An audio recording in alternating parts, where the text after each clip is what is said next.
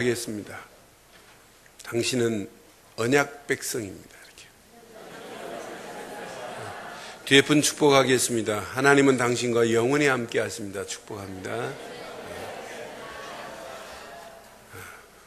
오늘부터 우리 예레미야 애가서를 또 한 달 동안 이렇게 보겠습니다. 예레미야 애가서 우리 1장 1절로 7절을 교독합니다. 예레미야 애가서 1장 1절로 7절 1143쪽.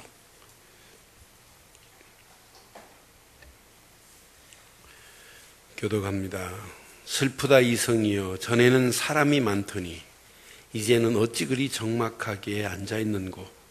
전에는 열국 중에 크던 자가 이제는 과부가 되었고, 전에는 열방 중에 공주였던 자가 이제는 강제 노동을 하는 자가 되었도다.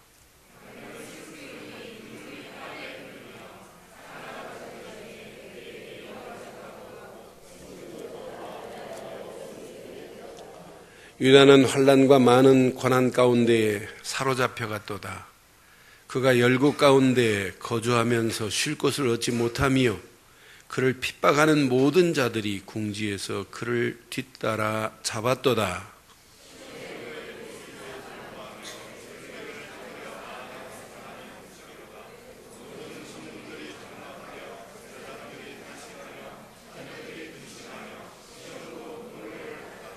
그의 대적들이 머리가 되고 그 원수들이 형통함은 그의 죄가 많음으로 여호와께서 그를 곤고하게 하셨습니다.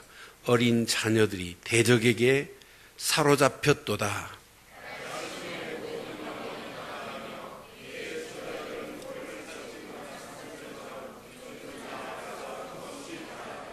함께합니다.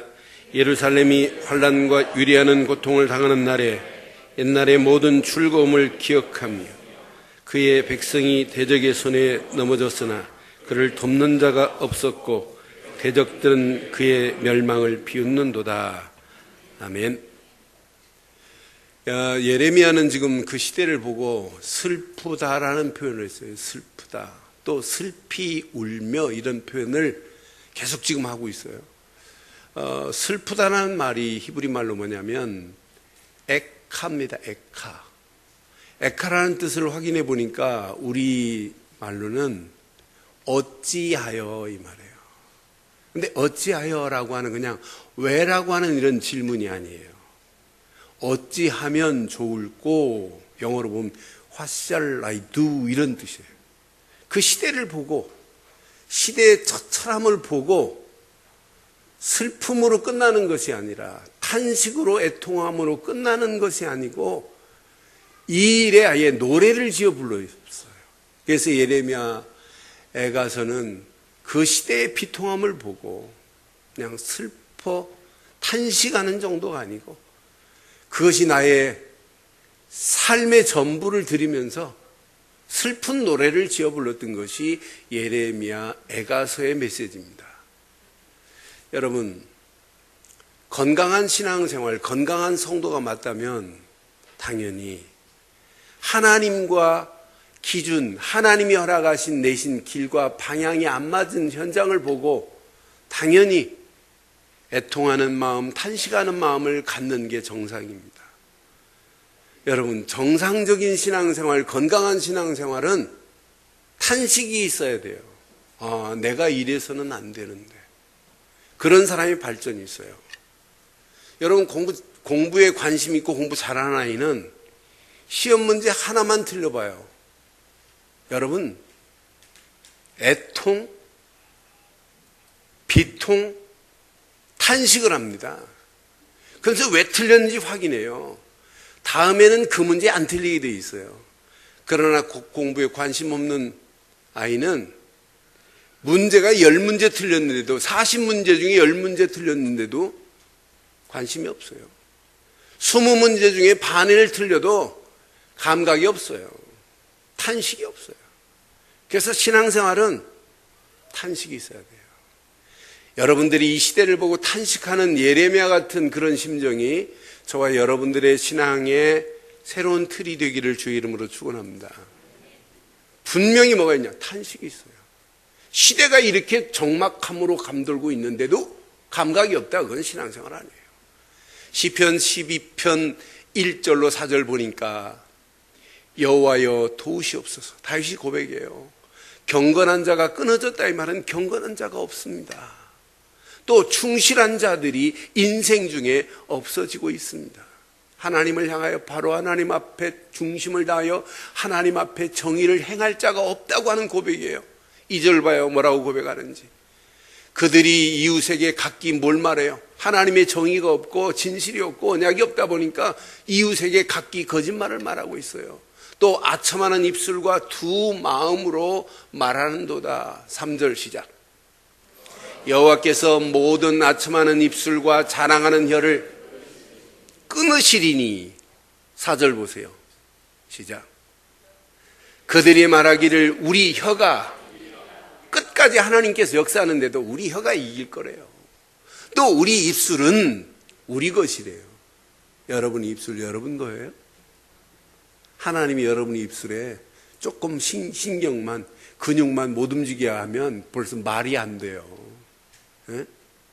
분명히 우리의 입술은 우리 것이니 우리를 주관할 자가 누구리요? 이 정도로 하나님을 인정하지 않는 시대입니다. 그런 시대를 보고 다윗은 하나님, 이 시대가 바로 이렇습니다. 하나님이 내 인생의 주관자가 되고 가정의 주관자가 되고 이 민족의 주관자가 되셔야 되는데 하나님의 주관자를 인정하지 않는 시대입니다라고 지금 탄식하는 다윗의 탄식이 저와 여러분들의 탄식되기를 바랍니다. 그런데 그 시대의 처참함을 언약의 사람만이 탄식하는 것이 아니고 성령도 탄식합니다. 언약 없는 그 시대를 향하여. 그래서 로마서 8장 25절로 28절 보면 만일 우리가 보지 못하는 것을 바라며 참음으로 기다릴지니라. 26절 시작. 이와 같이 성령도 우리의 연약함을 도우시나니 우리가 마땅히 기도할 바를 알지 못하나 오직 성령이 말할 수 없는 탄식으로 우리를 위하여 치니. 하나님이 계획한 일을 이루려고 하는데 우리 인간들이 무지해서 깨닫지 못하고 있을 때 누구도 탄식하고 계시다? 성령도 탄식하고 계시대요. 27절 보세요. 마음을 살피는 이가 성령의 생각을 아시나니 이는 성령이 하나님의 뜻대로 성도를 위하여 뭐하고 계시다? 누구 뜻대로? 하나님의 뜻대로. 여러분, 이 시대가 하나님의 뜻과 방향이 기준이 안 맞았다면 기준을 맞게 하는 게 이게 하나님의 역사하심, 성령의 역사하심이고 하나님의 계획이란 말이에요. 이것이 오늘 성도들이 할 일이고 이것이 오늘 교회가 해야 할 일 아니겠냐 이 말이에요. 여러분, 우리는 예레미야를 1년 동안 봤어요. 예레미야서를 보면서 예레미야 5장을 통해서 우리 그때 한 말씀드린 적이 있어요.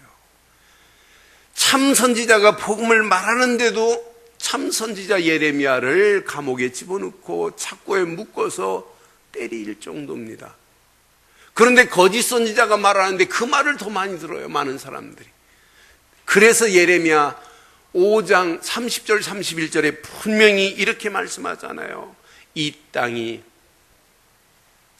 무섭고 놀라운 일이 있대요. 어떤 일이냐? 31절. 선지자들은 시작. 선지자들은 거짓을 예언하며 제사장들은 자기의 권력으로 다스리며 내 백성은 그것을 좋게 여기니. 거짓 선지자들이 말하는 것을 좋게 여긴다면 망하는 거 아니겠어요? 거짓 선지자들이 말하는 것을 좋게 여기고 있고 제사장들이 권력으로 다스리는 제사장의 권력, 하나님의 권능으로 다스림을 받게 하여야 될 언약 백성의 나라들이 하나님의 권능이 아니고 제사장들의 권력으로 다스리고 있어요. 그런데도 불구하고 영적 무지 가운데 있는 백성들이 이것을 좋게 여기니 마지막에는 너희가 이렇게 지금 탄식하고 있단 말이에요. 네가 이렇게 간다면 마지막에 너희가 어떻게 될 것 같으니? 라고 하는 탄식이에요. 그래서 오늘 제목을 이렇게 삼았어요. 함께 하겠습니다. 주여, 어찌하여 이 시대가 다시 한번 해보세요. 시작. 주여, 어찌하여. 지금 어디로 가는지 여러분 잘 보세요. 저는 예레미야 시대나 지금 이 시대가 가는 상황이 사실은 동일합니다. 이렇게 가는데도 지금 모르고 있어요. 지금 예레미야 성전이 무너지고 황폐하게 됐다. 지금 그 정도가 아니에요. 남녀노소 할 것 없이, 어린아이 어른 할 것 없이 무참하게 지금 살해를 당하고 심지어는 포로로 끌려가는 상황을 예레미야 눈으로 봤단 말이에요. 분명히 피할 수 없는 상황 앞에 예레미야 힘으로 할 수 없음을 알아요. 그러니까 예레미야가 뭐라고 하냐? 주여, 어찌하여 이 시대가 이런 일이 있을 수 있나이까라고 하는 고백이에요. 저는 예레미야의 고백을 한 주간 묵상하면서 하나님 맞습니다. 어찌하여 이 시대가 이렇게 가고 있나이까라고 하는 고백을 해보세요. 교회가 막 무너지는 시대입니다. 영국 교회 주일학교가 아예 없습니다. 중고등부는 아예 생각도 없습니다. 생각할지도 못합니다. 저는 웨스트민트 사원을 지금부터 한 10몇 년 전에 가가지고 입구에 딱 들어가서 안내문을 읽다가 어떻게 이렇게 200년 동안 지었던 이 건물이 이렇게 그냥 사람들의 구경거리가 되고 많아. 그래 보니까 채플 시간이 45분 있어요, 주일날. 그런데 45분 채플 딱 끝나면 또 많은 세계의 관광객들이 그냥 예배 드렸던 그 장소를 그냥 건물만 보고 가는 거예요. 누구 한 사람이 외치는 사람이 없어요. 그런데 영국의 한 그 교회만 그러냐? 아닙니다. 전 세계가 지금 무너지고 있습니다. 교회가 지금 문을 닫는 상황이 있습니다. 바른 복음을 듣기를 원하는데 바른 복음을 말하지 않는 이런 시대 속에 저와 여러분들이 살고 있어요. 예레미야는 그 시대를 보고 뭐하냐? 탄식합니다. 탄식하는 정도가 아니에요. 괴로워하는 것으로 끝나지 않고 분명히 예레미야는 알아요. 근본적인 이 해결책은 나의 힘으로 할 수 없다는 걸 알아요. 이 해결책은 반드시 하나님 손에 있다는 사실을 지금 예레미야가 알고 있어요. 하나님만이 지금의 상황을 바꾸실 수 있는 분은 하나님이라는 사실을 알아요. 아니, 그 정도가 아니에요. 예레미야가 지금 슬퍼하는 슬픔의 현장을 기쁨으로 바꾸실 분은 하나님 뿐이십니다. 절망 가운데 있는 그 시대를 소망의 길로 바꾸실 수 있는 분은 하나님 뿐인 줄 믿습니다. 포로 가운데 끌려갈 그들의 민족을 해방시킬 분은 누구밖에 없냐? 하나님밖에 없다는 사실을 지금 알고 있어요. 그래서 저는 예레미야 애가서를 묵상하면서 예레미야는 분명히 그냥 슬픈 노래를 지어 부른 것처럼 보이지만은 슬픈 노래 속에 숨어 있는 메시지가 있어요. 여러분, 메시지를 잘 기억하셔야 돼요. 슬픈 노래 속에 뭐가 있다고요? 숨은 메시지가 있다니까요. 여러분, 영어 좀만 하면 원서 그냥 읽을 수 있어요. 근데 읽으면 뭐예요? 해석이 돼야지. 그래서 여러분, 지식에는 두 종류의 지식이 있습니다. 명시적 지식이 있어요. 명시적 지식은 그냥 우리 글을 쭉 읽으면 이 얘기구나, 겉만 깨달을 수 있는 게 명시적인 지식이에요. 근데 명시적인 지식보다 암묵적 지식이라고 해요. 암묵적 지식. 이것은 tacit knowledge라고 해요. tacit라고 하는 말은 잠잠하다, 잠겨있다, 보이지 않다, 암울한, 안 보이는 부분을 얘기하는 거예요. 그러니까 암묵적 지식이 있어요.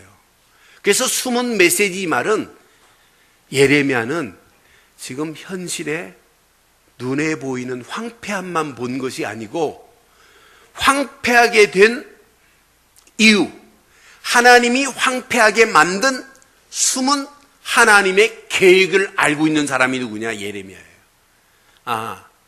사랑하는 성도 여러분, 오늘 이 말씀을 통해서 숨은 메시지를 발견하기를 바라요. 지금 눈에 보이는 현실만 보고 상황만 보고 말하지 말고 분명히 숨은 메시지가 있단 말이에요. 저는 1년이면 많은 사람 만남 중에 암 걸린 부분들을 만난 부분들이 많아요. 내가 그때마다 꼭 얘기해. 암이 축복이 될 수 있다. 왜?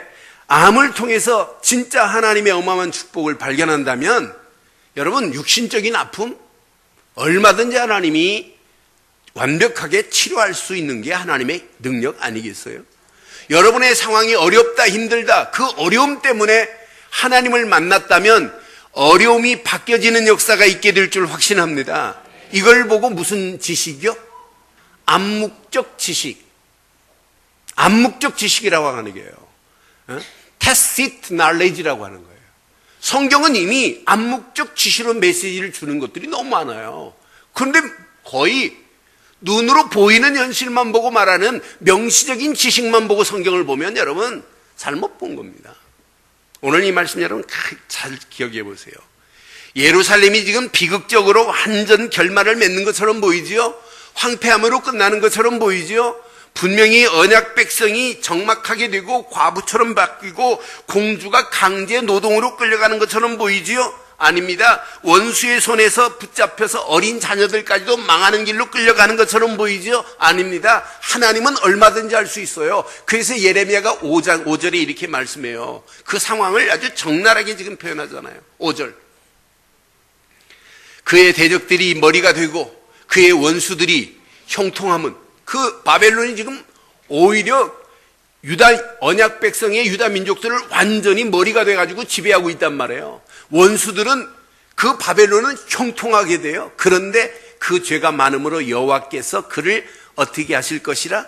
곤고하게 하셨습니다. 어린 자녀들이 뭐 할 것이다? 대적에게 사로잡혀가게 돼 있어요. 어린 자녀들도 대적에게 사로잡혀가는 이런 현실이란 말이에요. 그런데 6절 보세요. 6절. 딸 시온의 모든 영광이 떠나가며 그의 지도자들은 꼴을 찾지 못한 사슴들처럼 뒤쫓는 자 앞에서 힘없이, 지도자들도 다 도망간단 말이에요. 제대로 그들에게 길을 말해줘야 될 지도자들까지도 다 힘없이 달아나 버려요. 7절 보세요. 시작.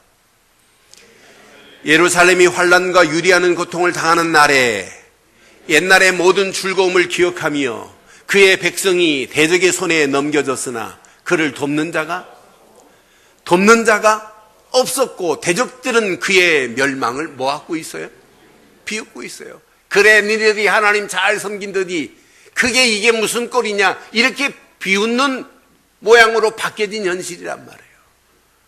누구도 유다 민족이 이렇게 처참하게 가는데 도와줄 사람이 없어요. 그러나 예레미야는 지금 알고 있어요. 20절에 이제 고백합니다. 하나님께 지금 탄원하고 탄식하는 예레미야의 고백을 보세요. 여호와여 뭐하시옵소서, 여호와여 뭐하시옵소서, 보시옵소서. 내가 환난을 당하여 나의 애를 다 환난당한 모습을 보고 애 태우는 사람이 누구 있냐? 다 거짓 선지자들은 다 도망가 버렸어요. 제사장들도. 그런데 지금 예레미야는 애를 다 태우고 나의 마음이 상하오니 그래서 나의 반역이 심히 크미로다. 밖에서 칼이 내 아들을 빼앗아가고 집안에서는 죽음 같은 것이 있나이다. 상황이 이래요. 안팎을 봐도 이렇게 다 망할 상황이다. 여호와여 뭐하시옵소서, 여호와여 뭐하시옵소서. 오늘 이 기도 제목이 여러분 기도 제목 되기를 바랍니다. 힘들다 어렵다 하면 다른 고백하지 마세요. 하나님 아시지요? 하나님 보시옵소서. 이 고백만 해도 하나님은 역사하실 줄 확신합니다. 하나님이 보고 계시단 말이에요. 22절 보세요.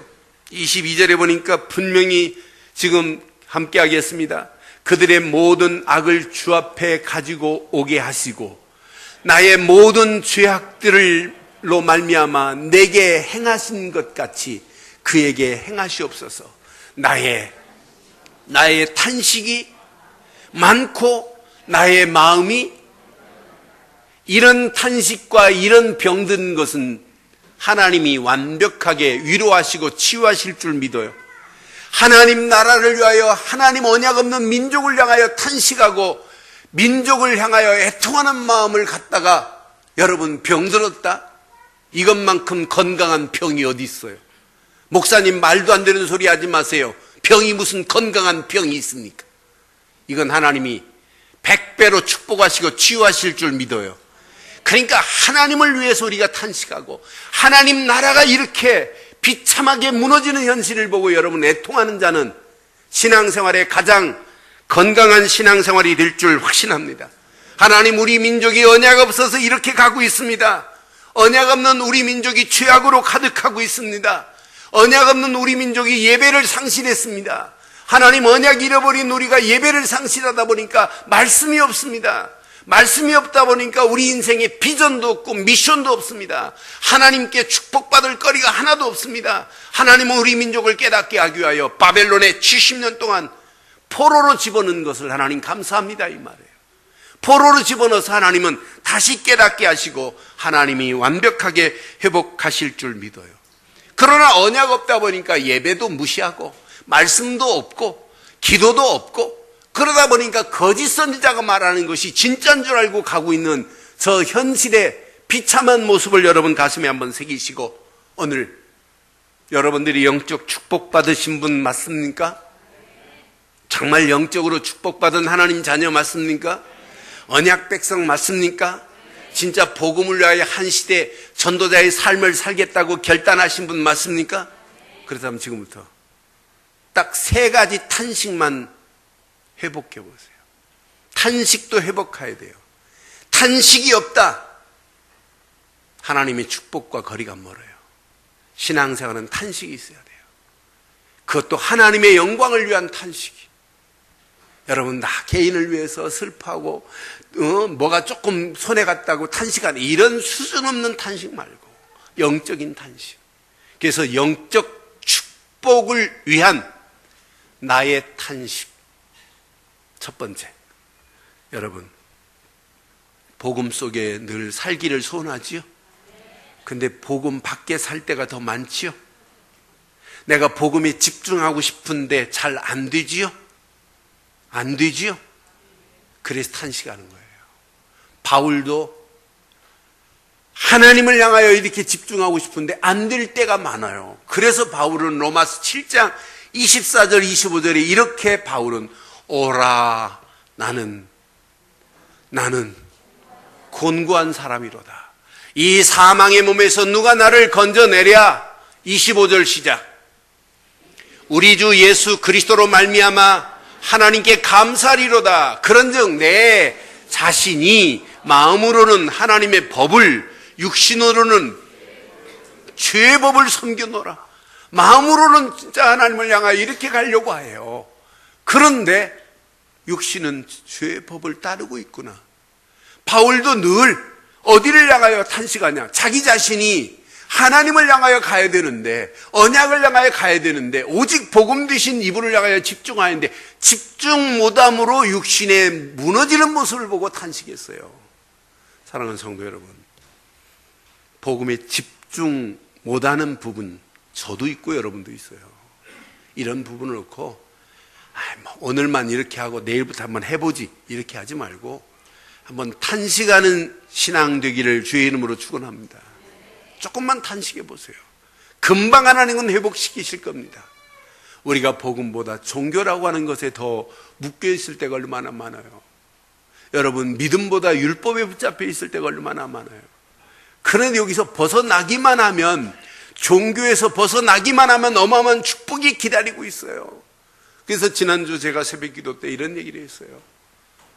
어느 꽁을 사육하는 사육장에 어느 분이 가보니까 이분이 글을 쓴 내용을 봤어요. 그런데 이분이 꽁 사육장에 꽁들이 닭처럼 날지도 않고 계속 모이만 주워 먹어요. 다리도 안 묶어놨고 날개도 안 붙여놨는데. 그래서 야, 신기하다. 어떻게 저렇게 꽁들이 날지도 않고 저 우리 안에 저렇게 그냥 위에 천장이 뚫려 있어요. 날아갈 수 있는데 날지 않고 저렇게 있을까? 그래서 주인에게 물었습니다. 아니, 어떻게 저렇게 묶지도 않았는데 안 도망가고 안 날아가니? 그랬더니 주인이 꽁 대가리를 잘 보래요. 꽁은 머리가 아니에요. 대가리입니다. 꽁 대가리를 자세히 보래요. 그래서 꽁 대가리를 자세히 보니까 꽁 대가리 눈 위에다가 선캡을 세워놨어요. 선캡. 어려서부터 얘가 선캡을 세워놓으니까 얘가 눈 위로 이렇게 서들어서 날려고 하면 뭐가 딱 걸리는 거예요. 이렇게 뭐가 보이는 거라. 이게 부닥칠 것 같으니까 얘가 어려서부터 늘 그냥 밑에 땅만 보고 쪼 먹어요. 그러다 보니까 몇 개월 쪼 먹으면 얘가 비등비등 살쪄가지고 또 이렇게 팔려나가는 거예요. 그래서 제가 그거를 보고 인터넷에 빨리 뒤져봤어요. 일본 신문에 보니까 일본의 꽁 사육장에는 선글라스를 써놔가지고 얘를 못 날리게 했더라고요. 근데 선글라스 쓴 법적으로 걸려서 동물에게 선글라스를 씌우면 안 된다 해가지고 그 사육 방법이 일본에는 효과가 없다 이렇게 나왔더라고요. 여러분, 선캡을 딱 세워놓으니까 얘가 날개가 있어 날 수 있는데 못 날르는 거예요. 위만 딱 바라보면 자기가 얼마든지 꽁 우리에서 벗어날 수 있는데 못 벗어나는 거예요. 저는 그거를 읽는 순간에 깨달은 게 있어요. 여러분, 선캡을 좀 벗어보세요. 위가 보입니다. 사방팔방이 막힌 것처럼 보이지만은 선캡을 벗는 순간에 하나님의 음성이 들려야 돼요. 여러분, 종교라는 선캡을 벗으시고 복음 속에 들어와 보세요. 여러분, 율법이라는 선캡을 벗어 던지고 믿음 속에 있어 보세요. 여러분, 인본주의라는 선캡을 벗어 던져버리세요. 그것 때문에 여러분 코앞에 있는 것밖에 안 보이잖아요. 더 큰 하나님의 축복이 있는데, 그래서 믿음의 주요 온전케 하시는 예수만 바라보면 끝나는데 예수 못 바라보게 하는 것들이 얼마나 많아요. 우리의 신앙생활에 발목을 잡고 있고 올무가 되는 것들이 얼마나 많냔 말이에요. 여러분, 신비주의의 선캡을 벗어버리세요. 말씀만 따라가면 여러분 가는 길 지금 아무것도 아니에요. 앞으로 응답받고 축복받을 것이 상상할 수 없는 축복으로 하나님이 여러분들을 인도하실 줄 확신합니다. 고로 복음에 집중 못하게 하는 여러분 선캡을 벗으세요. 아니, 벗어 던져버리시기를 주의 이름으로 축원합니다. 또 벗었다가 또 쓰네. 그러니까 문제란 말이에요. 오늘 벗어 뭐하자? 벗어 뭐하자? 성가대면 벗어 뭐하자? 던져버리는데 그냥 던지지 마요. 성가대는 부질러서 빠서 다시는 쓰지 못하도록 던져버리기를 주의 이름으로 축원합니다. 이게 신앙생활이에요. 그래야 탄식이 됩니다. 맞다. 내가 복음에 집중하는 순간에 또 다른 탄식, 수준 높은 탄식이 돼요. 이때 여러분 복음 속에 이 가치를 알면 알수록 하나님, 이게 웬 은혜입니까?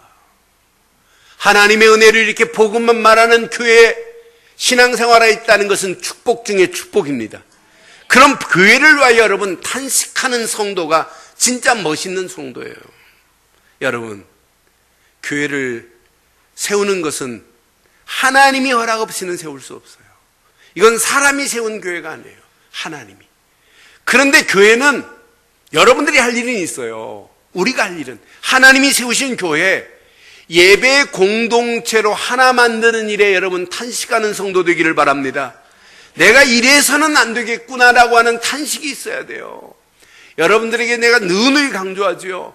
여러분 차례배는 좀 힘을 모아라 교구들이. 그럼 교구장, 구역장, 인도자만 나와도 역사 일어나요. 여러분 말세 마귀놈은 자꾸 예배당에 모여 예배하는 것을 싫어해요. 패하기를 사단은 계속 역사한단 말이에요. 절대 모이지 말라는, 모이기를 패하는 사단의 역사에 속지 말고 힘들고 어려울수록, 시대가 바뀌면 바뀔수록 우리는 교회 모이는 데 힘쓰는 예배 공동체로 하나 되는 교회 되기를 바랍니다. 이 일에 탄식할 줄 아는 수준 높은 탄식이 있어야 돼요. 교회가 모이면 또 뭐 하겠어요? 말씀이 있어야지. 말씀 중에 우리는 복음 중심의 말씀으로 하나 되어지는 역사가 있게 될 줄 확신합니다. 그 말씀 붙잡고 교회는 뭐 해야 되느냐? 기도하라가 아니에요. 기도로 하나 되는 역사를 만들어가는 게 교회입니다. 기도 공동체로 하나 되어지는 교회 되기를 바랍니다. 이때 하나님이 주시는 힘을 가지고 어떻게 하면 하나님의 소원을 이룰까? 어떻게 하면 전도할까? 어떻게 하면 선교할까? 어떻게 하면 이 축복을 후대들에게 제대로 전달할까라고 하는 이런 가슴을 가진 탄식하는 성도 되기를 주의 이름으로 축원합니다. 교회가 이 축복을 우리 자녀들에게 후대들에게 전달이 안 되면 어떻게 되겠냔 말이에요. 그러니까 교회론을 깨달으면 깨달을수록 복음 안에서 교회의 중요성을 알면 알수록 교회 일에는 계산할 필요가 없어요. 계산 없이 해보세요. 하나님이 어떻게 축복하시는지. 하나님이 돌아가셨어요? 계산하고 나머지를 하나님 앞에 봉사하십니까? 헌신하십니까? 그건 헌신도 아니에요. 그래서 오늘 이렇게 말씀드리고 싶어요. 여러분들은 절대 복음 안에 계신 분들 맞지요? 하나님 말씀은 절대적인 건 맞지요? 여러분 성령도 절대적으로 역사하시는 분 맞지요? 여러분은 절대적인 축복받을 자 믿어지십니까? 그럼 헌신도 뭐냐? 절대 헌신이어야 됩니다. 아멘을 안 하시는데요. 헌신도 뭐다? 무슨 헌신이다? 계산 없이 하는 게 여러분 헌신이에요. 왜? 교회는 이 축복을 후대들에게 다시 넘겨줘야 되기 때문에, 하나님이 계획하신 계획을 말아야 되기 때문에 오늘 이런 축복의 비밀을 가지고 교회를 향하여 한 시대 건강한 탄식이 있기를 주의 이름으로 축원합니다. 이걸 깨달으면 성도가 할 일, 교회가 할 일이 보입니다. 하나님, 세상을 향하여 여러분 탄식할 수 있어요. 시대를 향하여 탄식하는 성도가 될 수 있어요. 여러분 교회가 진짜 이 세상을 향하여 탄식이 없다면 여러분 교회 아닙니다.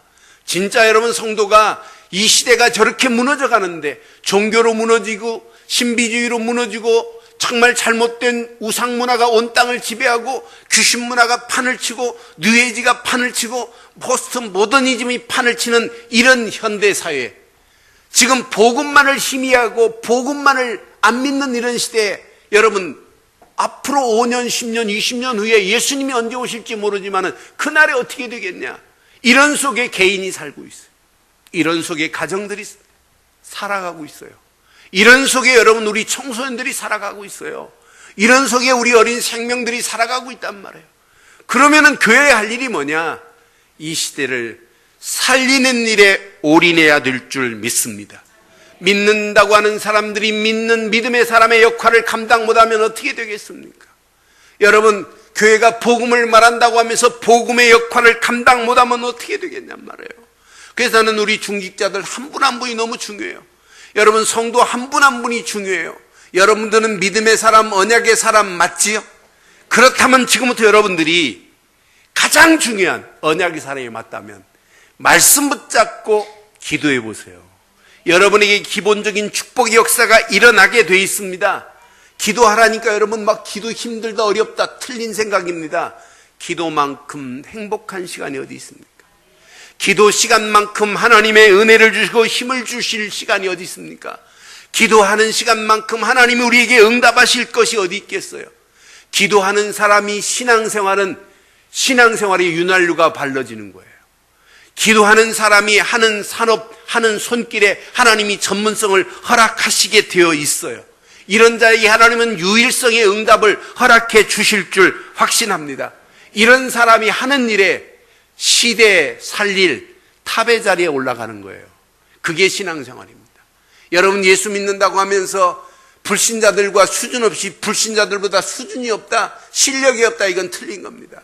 이런 언약 안에서 시대 살리기 전에 저와 여러분들이 시대를 정복하고 살려줄 만큼 힘을 얻고 하나님의 역사하심을 체험하는 한 주간 되기를 바랍니다.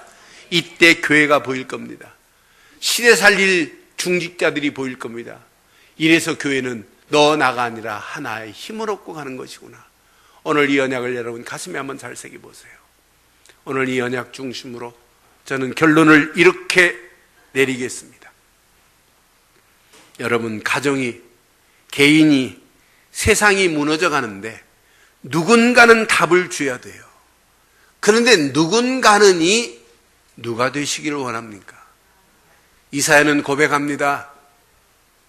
내가 여기 있사오니 나를 보내라고.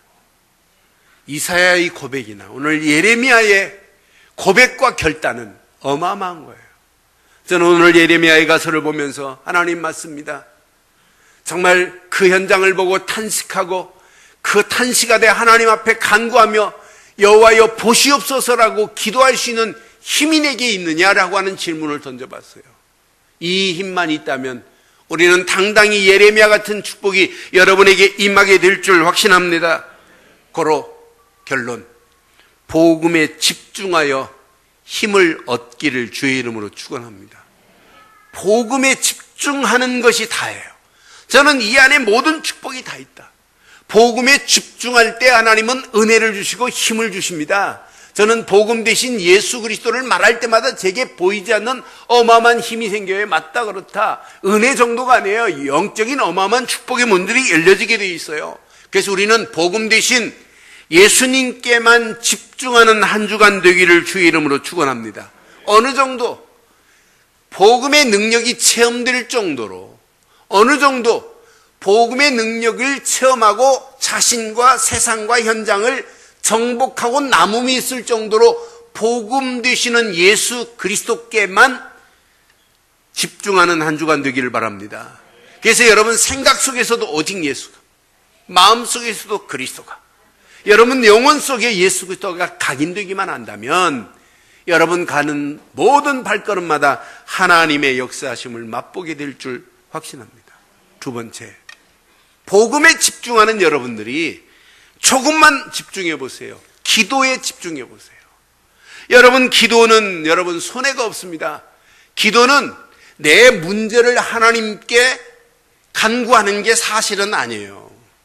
내가 하나님께 집중하기만 하면 내 처해 있는 모든 상황 형편을 하나님이 아십니다. 오늘 예레미야가 그렇게 고백하잖아요. 하나님 뭐 하시옵소서? 여호와여 뭐 하시옵소서? 보시옵소서 그러잖아요. 하나님이 이미 알고 계세요. 그 시대의 암울함을. 그래서 오늘 예레미야가 하나님께 집중한 것처럼 오직 하나님께 여러분 기도로 집중하는 한 주간 되기를 바랍니다. 그러니까 늘 일하시면서도 운전하시면서도 한번 기도해 보세요. 하나님 아시지요? 여러분 미국의 자동차 중에 포드 자동차 존 포드 헨리 포드가 아들 대를 이어서 쭉 지금 포드 자동차가 이어가잖아요. 그런데 한결같이 하나는 게 있어요. 자기 옆에는 항상 하나님이 주인이시고 하나님이 회장님이세요. 회사 사정을 있는 그대로 그냥 대화예요, 대화. 하나님 보시었죠? 아시지요? 상황이 이렇습니다. 여러분 해결하실 분은 하나님만입니다. 시대의 암울함을 바꾸실 분은 하나님밖에 없어요. 오늘 저와 여러분들의 개인, 가정, 이 시대의 문제 하나님만이 이 문제를 해결하실 수 있기에 기도로 하나님께 집중하셔서 성령 충만의 옷을 입기를 주의 이름으로 축원합니다. 그 힘을 가지고 여러분 움직여 보세요. 마지막 이 두 가지가 집중되면, 복음과 기도가 여러분 삶에 집중되면 한 가지에 여러분 올인할 수 있어요. 하나님의 계획, 전도에, 하나님 나라 확장하는 일에 올인할 수 있어요. 우리 이때 여러분의 가는 모든 발걸음 하나님이 책임지실 줄 확신합니다. 너희는 먼저 그 나라와 그 일을 구하라. 그리하면 이 모든 것을 너희에게 더하시겠다는 완벽한 응답과 축복의 메시지가 그대로 응답되어지는 한 주간 되기를 주의 이름으로 축원합니다. 오늘 말씀을 정리하겠어요. 여러분 진짜 건강한 신앙생활은 탄식이 있어요. 그러나 세상을 보고 탄식하지 마시고 먼저 중요한 것, 나 자신을 보고 한번 탄식해 보세요. 내가 정말 복음 속에 있는 것 맞냐? 복음 안에서 하나님의 자녀 맞냐? 복음 안에서 정말 내가 목사 맞니? 복음 안에서 내가 장로 맞니? 복음 안에서 권사 맞니? 질문만 한번 해보세요. 어떤 역사가 일어나나? 여러분, 나는 내 자신을 잘 몰라요. 그러나 하나님은 잘 아세요. 성령은 반드시 깨닫게 하실 줄 믿습니다. 그래서 교회 탄식보다 더 중요한 건 나를 향하여 탄식하는 거예요. 한 주간 우리 자신을 내어놓고 하나님 앞에 바로 서는 한 주간 되기를 바랍니다.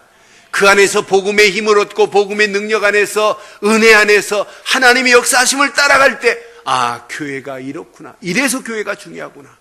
교회가 힘을 얻고 나면 시대가 보입니다. 하나님, 세상이 이렇게 무너져 가는데, 우리 청소년들이 죽어가는데, 어린 생명들이 망하는 길로 가는데, 저 어린 생명들을 어찌하면 좋을꼬가 기도 제목 된다면, 여러분 가는 발걸음, 이 시대 무너져가는 이 시대를 여러분을 통하여 하나님이 살리는 놀라운 역사가 있게 될 줄 확신합니다. 그 안에서 승리하기를 주의 이름으로 축원합니다. 기도하겠습니다. 오늘 메시지 여러분 가슴에 새기시고 이 시간 우리 한음성으로 한번 기도하겠습니다. 오늘 말씀 가슴에 새기고, 주여 어찌하여 이 시대가 무너져가는 모습을 보고 탄식하는 자가 있는가 하면, 시대가 무너지는 것을 보고도 막연하게 내 문제 아닌 것처럼 가는 사람들이 얼마나 많아요. 관심 없는 자들이 얼마나 많아요.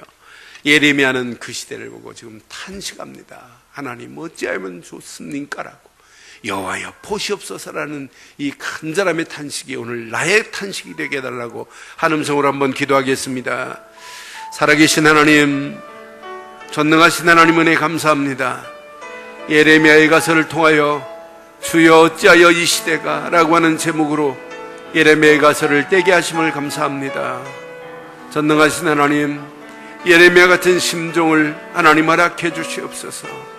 하나님, 먼저 하나님 이번 주간 특별히 하나님 복음에 집중 못하는 나 자신을 보고 탄식하게 하시고, 그 안에서 하나님이 허락하시는 하나님 나의 신앙생활을 가리고 있는 선캐비온을 벗겨지게 하시고, 오직 복음 속에서, 오직 믿음 속에서 하나님 계획을 붙잡고 하나님의 소원을 향하여 기쁨으로 달려갈 수 있도록 인도하시고, 이 언약이 우리 늘 좋은 교회를 세우는 일에 모든 성도들이 원내스의 축복을 누리게 하시고, 교회가 힘을 얻어 하나님 세대를 향하여, 세상을 향하여 하나님 탄식할 수 있는 예레미야 같은 심정을 허락해 주옵소서. 한 주간 복음에 집중하는 우리에게 힘을 주시옵소서. 기도에 집중하는 우리에게 성령 충만을 허락해 주옵소서. 하나님의 언약 안에서 하나님이 계획하신 계획을 향하여 하나님 나라 확장하고 전도와 선교에 올인할 수 있도록 우리의 모든 발걸음들을 축복하시고 인도해 주옵소서. 이 언약이 우리 후대들에게 그대로 전달되고, 자녀들에게 전달되고, 가정에 전달되고, 하나님의 계획하신 계획이 완전한 하나님의 축복의 장으로 우리를 인도해 주옵소서. 응답하시고 축복하실 주님 찬양하옵고 우리 주 예수 그리스도의 이름으로 기도드리옵나이다. 아멘.